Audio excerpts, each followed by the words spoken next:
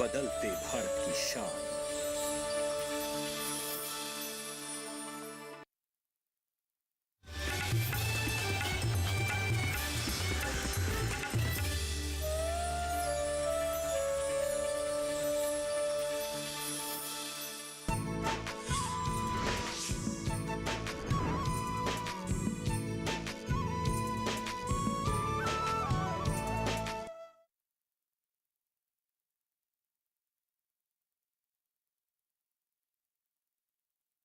हाँ, कहाँ तक पहुँची हो? इसका मतलब और 15 मिनट लगेंगे। बैठने की जगह मिली? नहीं, आज छुट्टी है। ठीक है, तुम आओ।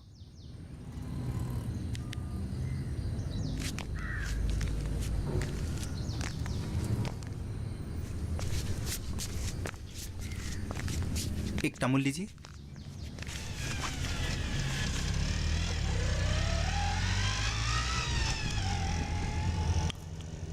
कितना हुआ?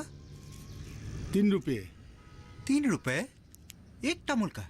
गांव में तो 20 रुपए में एक गुच्छे मिल जाते हैं। लगता है इस शहर में आप नए आए हैं। इस शहर में जो भी चीजें नए आती है, जैसे कि आलू, प्याज, तांबुल, पान वगैरह वगैरह, हर एक चीज का गुंडा टैक्स देना पड़ता है। इसीलिए अपने आप हर एक चीज का दाम बढ़ जाता है। आप कैसी बातें कर रहे हैं? मैं ठीक ही कह रहा हूँ। बत्तख का जो अंडा गांव में 5 रुपए में मिलता है, वो अंडा यहाँ 7 रुपए में मिलता है, क्योंकि 2 रुपया गुंडा टैक्स देना पड़ता है। पुलिस प्रशासन, नगर समिति ये कुछ नहीं करते? पूरी कहानी सुनाने में पूरा दिन बीत जाएगा। इतना वक्त ना आपके पास है ना मेरे पास है। बस इतना समझ लीजिए कि इस देश में भले लोगों के लिए कोई जगह नहीं है। नेता से लेकर पुलिस तक सभी गुंडों की जेब में है। आप किसी के इंतजार कर रहे हैं क्या? हाँ, मेरी पत्नी की। अच्छा।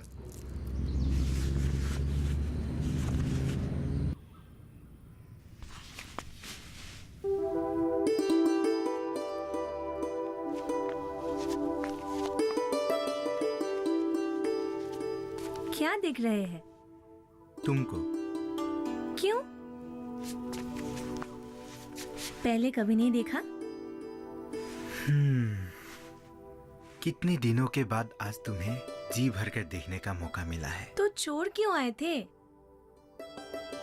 क्या मैं तुम्हें छोड़ आया था? और नहीं तो क्या। लेकिन तुमने तो कहा था तुम्हारा सपना गांव, परिवार और समाज के लिए है। मेरा सपना आज भी वही है। तो फिर क्यों आई? हम पति पत्नी हैं। भले ही हम दोनों के सपने जुदा हैं, लेकिन एक दूसरे के सपने को पूरा करने के लिए हमें एक दूसरे की मदद करनी ही होगी। अगर मेरा सपना पूरा हो गया तो गांव लौट जाने का तुम्हारा सपना नाकाम हो जाएगा। आप सफल तो हो जाइए, तब आप भी मेरे सपने को पूरा करने में मेरी मदद करेंगे। क्या ऐसा हो सकता है? हाँ, इस दुनिया में नामुमकिन क्या है। निजरा, फिर कहता हूँ, तुम ही मेरी शक्ति हो, मेरा हौसला हो। रहने दीजिए। अब आप मेरे लिए एक बाल्टी पानी ला दीजिए। पहले दिन ही अजनबी लोगों के साथ कतार में लगकर पानी लाते हुए मुझे शर्म आएगी। ठीक है, सुबह मैं पानी लाऊंगा। दोपहर शाम को नले के पास मर्द नहीं रहता, सिर्फ महिलाएं रहती हैं, जिनसे तुम जान पहचान कर सकती हो। हम जहाँ रहते हैं वहाँ के पड़ोसियों को पहचानना बहुत जरूरी होता है। आप कितने लोगों को पहचानते हैं? 3 परिवारों से मेरा परिचय है। ऑफिस जाने से पहले मिलवा दूंगा। तो फिर आप बहुत कम लोगों को पहचानते हैं। तुमको तो पहचानता हूँ। क्या आप सच में मुझे पहचानते हैं? क्यों? कोई शक? पता नहीं। इसका मतलब तुम दोनों के शादी के अधिक दिन नहीं हुए हैं। पिछले 5 तारीख को 6 महीने हुए हैं। इतने दिनों तक मायके में ही थी? सास ससुर के पास थी। आज के दौर में अधिकतर बहुएं सास ससुर को साथ में रखना नहीं चाहती। अगर पति शहर में काम करते हैं तो सास ससुर को साथ में रखने का सवाल ही नहीं पैदा होता। किराए के घर में किसी तरह गुजारा करना पड़ता है। यहाँ की महिलाएं कुछ काम भी करती हैं या घर का सारा काम तो महिलाएं ही करते हैं। बच्चों को जन्म देने से लेकर उनका पालन पोषण करना, उसको स्कूल ले जाना, लेकर आना, घर की सफाई, खाना बनाना, नल से पानी भरना। इन सब के बीच भी हम महिलाएं कुछ ऐसा कर सकते हैं जिससे अपने अपने पति का आर्थिक बोझ कम हो सके। क्या ऐसा मुमकिन हो सकता है? हाँ, बिल्कुल मुमकिन हो सकता है। हम कम से कम 10 महिलाएं मिलकर आत्म सहायक गुटों का गठन कर सकते हैं और फिर कमाई का जरिया भी तैयार कर सकते हैं। आप लोग एक काम कीजिए, क्या? कल सुबह ठीक 11 बजे कुछ महिलाओं को एकत्रित कीजिए। मैं उन सबको समझाऊंगी कि एक गृहिणी स्वावलंबी कैसे बन सकती है। हाँ, मैं आज ही सबको खबर कर देती हूँ। हाँ, चलो। ठीक है।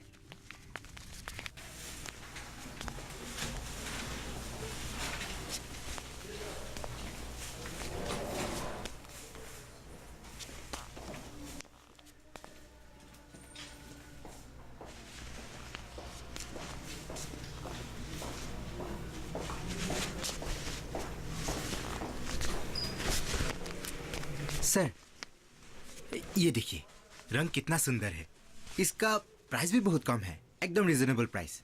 हाँ, हमारे यहाँ सर डिस्काउंट भी चल रहा है।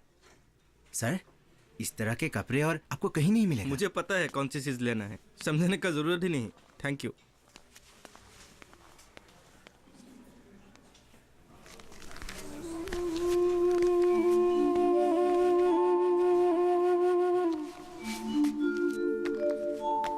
क्या हुआ दीपू, ग्राहक बिदक कर चला गया? तुम कभी कामयाब सेल्समैन बन नहीं पाओगे। अपने आप को सुधारो, वरना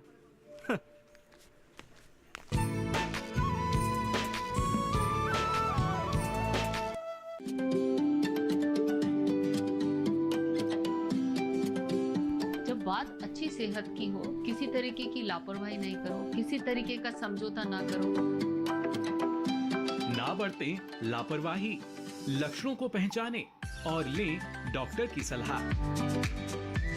चाहे बीमारी दिल की हो, दांतों की हो या दिमाग की हो, खुद से इलाज ना करें, खुद से कोई भी दवाई ना खाएं, डॉक्टर के पास जाएं, अपनी जांच कराएं और अपना पूरा इलाज करवाएं और अपना ख्याल रखें। कार्यक्रम जो देगा सलाह भी, मार्गदर्शन भी। मोबाइल उठाएं, नंबर मिलाएं 1800113060 या 1800113061।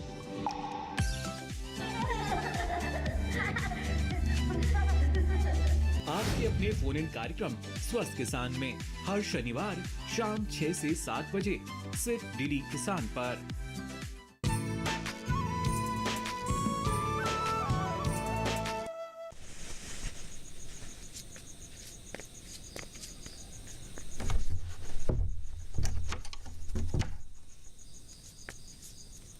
लगता है मैं कभी कामयाब सेल्समैन नहीं बन पाऊंगा। पिछले 4 महीनों से मैं इस दौर में काम कर रहा हूं, लेकिन मैनेजमेंट की कसौटी पर कामयाब साबित नहीं हो सका हूं। आप दिल क्यों दुखा रहे हैं? आप व्यवसाय के क्षेत्र में नए हैं। जब अनुभव बढ़ता जाएगा तब आपको कामयाबी भी मिलती जाएगी। असल में मैं सेल्समैन नौकरी करने के लिए शहर नहीं आया था। पिछले 8 महीनों में कितनी जगहों पर कोशिश करता रहा हूं, लेकिन कोई फायदा नहीं। मामूली ग्रेजुएट के लिए कोई नौकरी नहीं है। मजबूर होकर मैंने ये नौकरी पकड़ी, लेकिन मीठी मीठी बातें कहकर सामान बेचने की कला में आज तक नहीं सीख पाया। आप चिंता मत कीजिए, धीरे धीरे सब ठीक हो जाएगा। मैं अपना ही दुखड़ा रोता रहा। तुम बताओ, तुम्हारा दिन कैसे गुजरा? हम लोगों ने आत्म सहायक गुट खोलकर बैंक में खाता भी खोल लिया। पता है, बैंक मैनेजर ने हम लोगों को 2 सिलाई मशीन खरीदने के लिए 10,000 रुपए का कर्ज भी दिया। बस मशीन आते ही सिलाई का काम भी शुरू हो जाएगा। कुछ महिला को तो सिलाई का काम आती भी है और जिनको नहीं आती उन लोगों को ट्रेनिंग दी जाएगी। इस कॉलोनी के बच्चों, महिलाओं, इन सब के कपड़े सीकर ही अच्छी आमदनी हो जाएगी। निजरा, तुम बहुत समझदार हो। गांव से यहाँ आते ही आसपास की महिलाओं को स्वावलंबी बनाने की काम कर रही हो, और मैं अभी तक नाकाम साबित हो रहा हूँ। अरे आप ऐसा क्यों कह रहे हैं? चिंता मत कीजिए, धीरे धीरे सब ठीक हो जाएगा।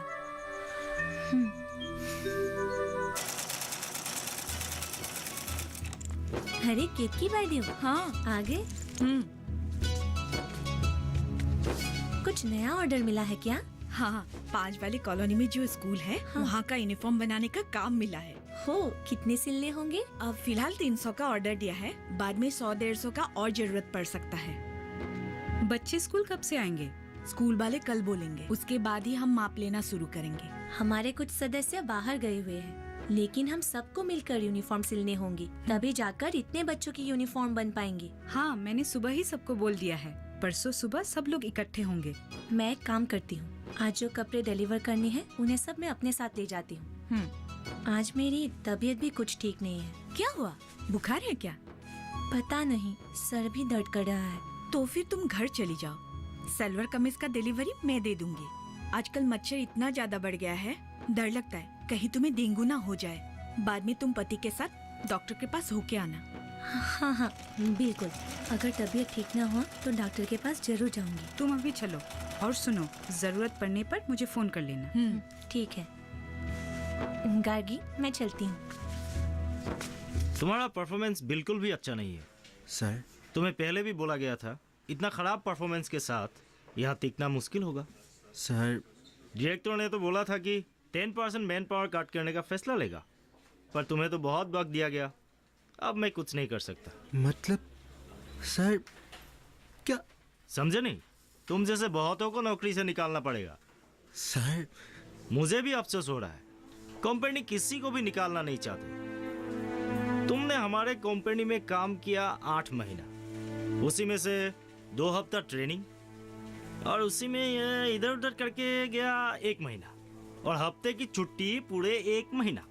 तो तुमने हमारे कंपनी में काम किया 6 महीना, सैलरी लिया 8 महीने का। तो समझा कंपनी का नुकसान?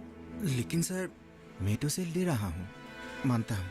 पहला 2 महीना खराब गया, मुझे मत निकलिए सर।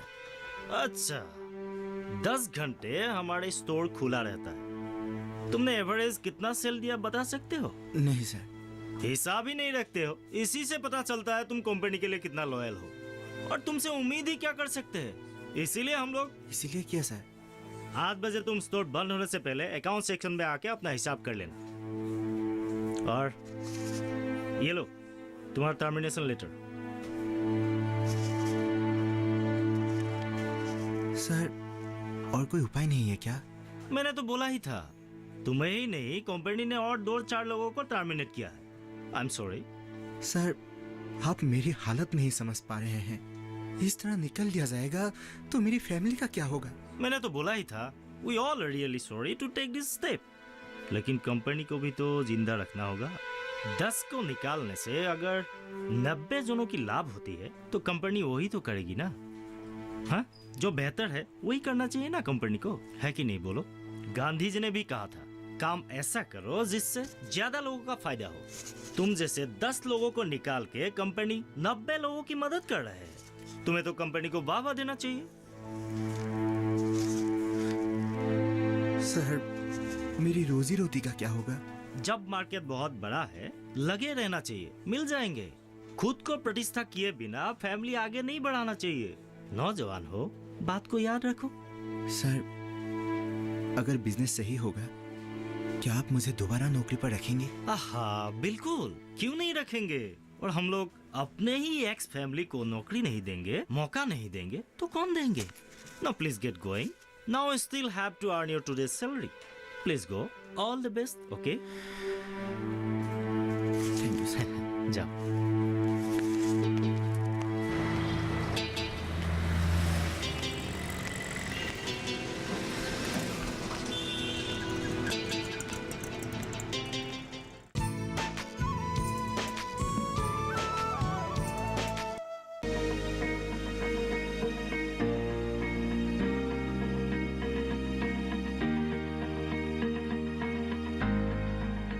घर के बगिया में छिपा है सेहत का खजाना।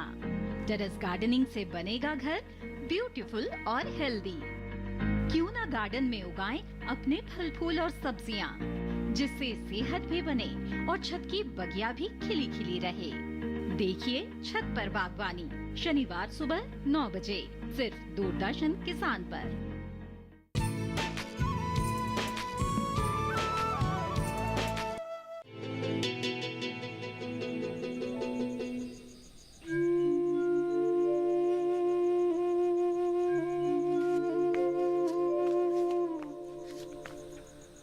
ये तो आपके साथ बड़ा ही अन्याय हुआ है। अरे, सरकारी नौकरी में तो ऐसे एक ही झटके में किसी को निकाल नहीं दिया जाता। ये प्राइवेट नौकरी में इंसानियत नाम की कोई चीज ही नहीं है शायद। आप दिल छोटा मत कीजिए, सरकारी नौकरी के लिए कोशिश कीजिए। आजकल सरकारी नौकरी मिलती कहाँ है? काम कम और पैसे ज्यादा होने की वजह से सरकारी नौकरी बहुत महंगी है। ड्राइवर, चौकीदार, रसोइये की नौकरी के लिए भी 2 लाख तक घूस देने पड़ते हैं। पद और वेतन के हिसाब से सरकारी नौकरी 2 लाख से 50 लाख तक लेकर बेची जाती है। बेरोजगारों की फौज खड़ी है, जबकि पदों की संख्या गिनी सुनी है। जो लोग घूस देकर नौकरी लेते हैं वे खुद घूस लेना शुरू कर देते हैं। इसीलिए तो चारों तरफ इतना भ्रष्टाचार है। हाँ, बिल्कुल चिंता मत कीजिए, रोजगार की कोई कमी नहीं है। हमें ही देख लीजिए, आज हमारे आत्मसहायक गुट में 30 महिलाएं और बहुत सारी सिलाई मशीनें हैं। कॉलोनी के कपड़े सिलने के अलावा हमारे कपड़े तो पास के बाजार में बिकने भी लगे हैं और महिलाओं को कमाई भी होने लगी है। आप बिल्कुल चिंता मत कीजिए, जब तक आपको कोई काम नहीं मिल जाता घर खर्च मैं चला लूंगी। लेकिन ये तो मेरे लिए शर्म की बात होगी कि तुम्हारी कमाई से गुजारा करूं। अरे, इसमें शर्म की क्या बात है? पति पत्नी गृहस्थी की गाड़ी की 2 पहिए होते हैं जो एक दूसरे के काम आते हैं। आप ये सब बातें मत सोचिए।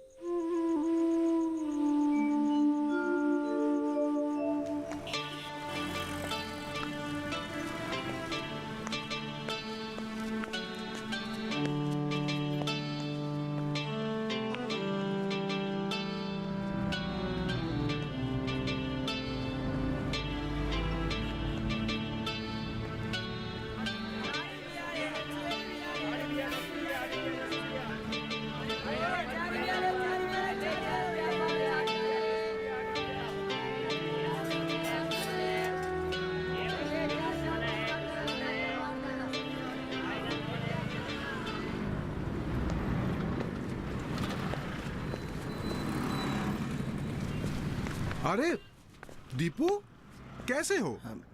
बस चल रहे हैं। आप कैसे हैं? मैं ठीक हूँ, मतलब मस्त हूँ। जमीन के कुछ काम को लेकर यहाँ था, काम भी हो गया। मैं तुमसे मिलने वाला भी था।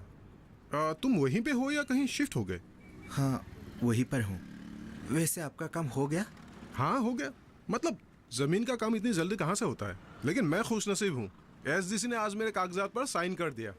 जमीन का काम मतलब? मैं समझा नहीं। अरे मैंने तो बताया ही नहीं। शहर छोड़कर गांव जाने का मेरा फैसला बिल्कुल सही था।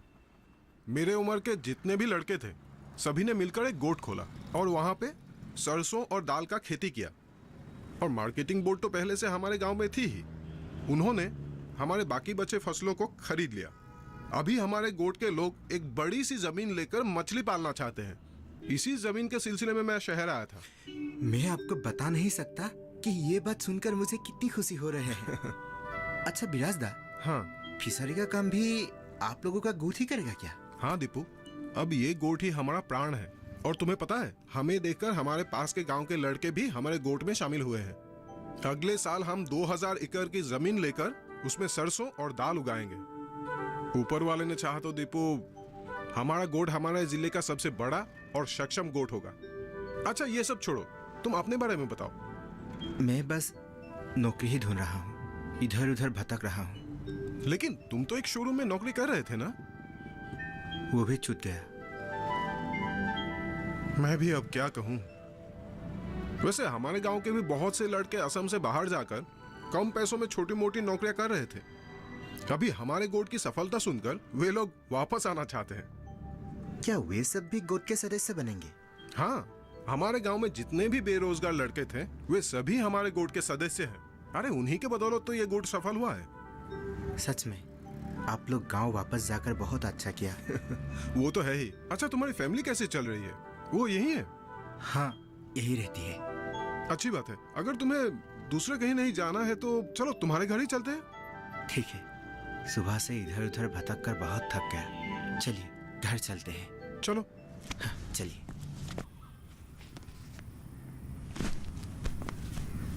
आइए आइए बिराजदार। निजरा, तुम आज बहुत जल्दी आ गई। वो तबीयत थोड़ी ठीक नहीं लग रही थी। सुबह तो नहीं बताया था। अरे चिंता की कोई बात नहीं है। हाँ, ये बिराजदार है। पहले इस घर में बिराजदार पंकज रहा करता था। बाद में ये दोनों गांव चले गए। बैठिए ना। हाँ, आप बैठिए। आओ, बैठो। अगर तुम्हारी तबीयत ठीक नहीं है तो तुम्हें डॉक्टर के पास जाना सही अरे रहेगा। नहीं नहीं, सर दर्द है, ठीक हो जाएगा। अच्छा ठीक। आप लोग बैठिए, मैं चाय बना कर अरे लाई। चाय की कोई जरूरत नहीं है। वैसे मुझे इसे कुछ बात भी करना है। अगर तुम साथ रहोगे तो भी अच्छा होगा। देखो दीपू, मैं तुम्हें पहले ही बोल चुका हूँ, हम अगर अपनी जमीन की उपेक्षा करेंगे तो हमारी कोई वजूद नहीं रह जाएगी। विदेशी हमारी जमीनों पर कब्जा कर रहे हैं। हमारी जमीन खोने का मतलब है अपनी पहचान खोना। पहचान खोना यानी? गांव के नौजवान शहर की ओर भाग रहे हैं। बुजुर्गों के लिए खेती करना मुमकिन नहीं रहा। ऐसी हालात में जमीनों पर विदेशियों का कब्जा होता ही रहेगा। यही बात तो मैं भी इनसे कहती रहती हूँ। मैं सबकी बातें अनसुनी कर शहर चला आया। मैं गांव का मजाक उड़ाया था, मगर शहर ने मुझे दिया क्या। यहाँ के खोखले जीवन ने मेरे अहंकार चूर चूर कर दिया। यहाँ मेरा दम घुटता है। क्या आप सचमुच ऐसा कह रहे हैं? हाँ, मैं सचमुच कह रहा हूँ। तो फिर चलिए, हम लोग अपने गांव वापस लौट जाते हैं। हाँ।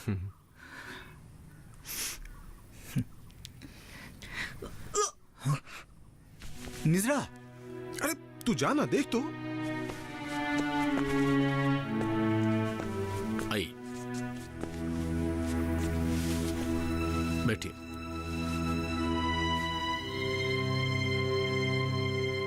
दो बातें हैं, पहले कौन सा बताऊं? क्या बात है सर?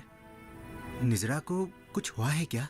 कुछ परेशानी वाली बात है क्या सर? ऐसा कुछ नहीं है। ठीक है, पहले अच्छा खबर ही सुनाता हूं। निजरा मां बनने वाले हैं। आप दोनों को मेरी तरफ से बहुत बधाई। आप दूसरी बात, निजरा को खून की कमी है। सर, ये आप क्या बोल रहे हैं? हाँ, उनकी खून में हीमोग्लोबिन की मात्रा बहुत कम है। प्रेगनेंसी में हीमोग्लोबिन का मात्रा कम होने से माँ और बच्चा दोनों के लिए खतरनाक है, नुकसानदायक है। सर, इसका कोई उपाय तो होगा? हाँ, उपाय जरूर है। मैं दवाई के साथ साथ खाने के बारे में कुछ लिस्ट बना देता हूँ, आप दे दीजिए।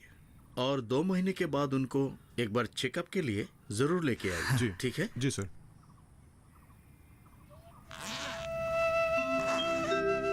आखिरकार हमें गांव लौटकर जाना पड़ रहा है। क्या आपको बुरा लग रहा है? अरे कैसी बात कर रही हो? ये बाप बनने वाला है, अपने संतान के लिए इतना भी नहीं करेगा क्या? मुझसे समझने में गलती हुई थी। निजरा ने मुझे समझाया था कि गांव में ही हमारा सब कुछ है। खबर सुनकर हमें बहुत अच्छा लगा। जब चेकअप के लिए आओगे तुम हमें जरूर मिलना। तुमने ही हम लोगों को आत्मनिर्भर बनाया है। तुम्हारा ये उपकार हम कभी नहीं भूलेंगे। आप लोगों ने जो मुझे प्यार दिया वो भी मैं कभी नहीं भूलूंगी। आप लोग आत्म सहायक गुट को हमेशा जिंदा रखिएगा। जरूर, इस अभियान को हम लोग और आगे बढ़ाएंगे। हमारा जाने का वक्त भी हो रहा है, तो फिर चलते हैं। हाँ चलो, आओ। बैग मुझे दे दो। आओ।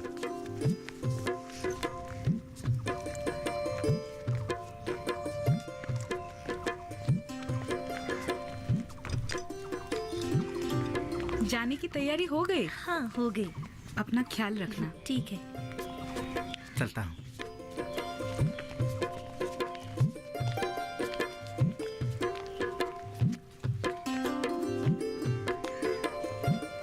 ठीक है, चलते हैं।